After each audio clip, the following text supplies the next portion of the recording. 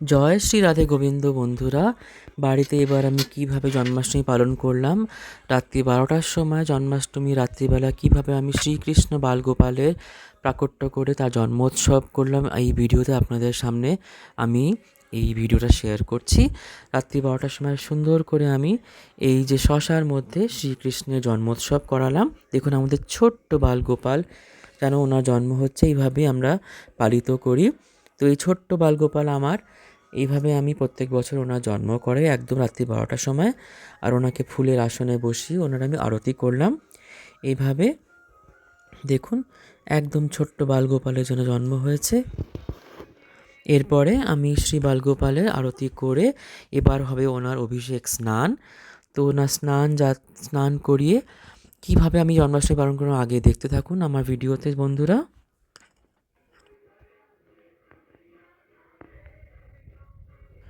যেহেতু আমাদের বাড়িতে একাধিক লাড্ডু গোপাল মানে শ্রী নাড়ুগোপালের শ্রী বিগ্রহ আছে, ওনাকে সবাইকে বসিয়ে আমরা ওনার স্নান করালাম। সেই ছোট্ট বালগোপাল আমার নিজের কেনা, তাছাড়া আমার মায়ের লাড্ডু গোপালও আমাদের বাড়িতেই আছেন। মায়ের এক মা, উনি আজকে আর এই জগতে নেই, কিন্তু তাছাড়া আমাদের আরেকজন লাড্ডু গোপাল যে উনি আমাদেরকে আর কি গিফট করেছিলেন, সেই জিনিস ওনাকেও বসিয়ে একসাথে তিনজনেরই আমি প্রাকট্যোৎসবের পরে ওনার স্নান যাত্রা করালাম। সুন্দর করে দুধ দিয়ে, তারপরে দই দিয়ে, তারপরে ঘি দিয়ে একটুখানি মালিশ করে দিলাম।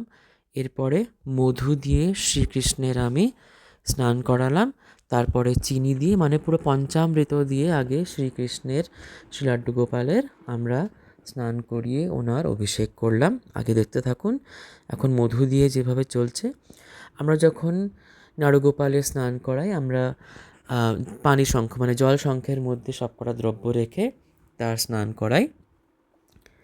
এভাবে ফুলের আসনে বসিয়ে স্নান হচ্ছে, আর দই আর চিনির মিশ্রণ দিয়ে আমি খুব সুন্দর করে আস্তে আস্তে শ্রী বিগ্রহদেরকে একটা মালিশ করে দিয়েছিলাম, যাতে একদম একটা শাইন, খুব সুন্দর একটা চমক এসে গেছিলো আগে দেখবেন।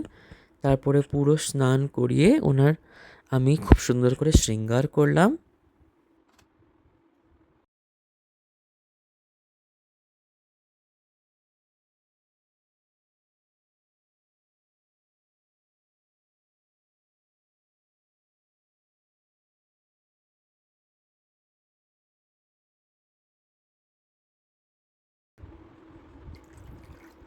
দেখুন কি সুন্দর চমকে গেছে প্রত্যেকটা বিগ্রহ। এবার ওনার স্নান হচ্ছে, এবার সুন্দর করে স্নান করিয়ে ওনাকে নতুন জামা কাপড় পরানো হবে।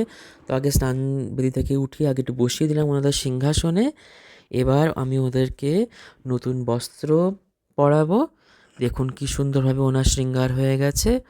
নতুন নতুন বস্ত্র, মুকুট, হার, বাঁশি সব কিছু পেয়ে ওনারা খুব সুন্দর করে বসে আছেন। এবার ওদের আমরা শ্রীকৃষ্ণের চন্দন দিয়ে চন্দন ফোঁটা পরালাম।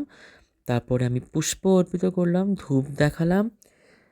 ধূপের পরে প্রদীপ দিয়ে ওনার আরতি করার পরে ওনার নৈবেদ্য দিলাম।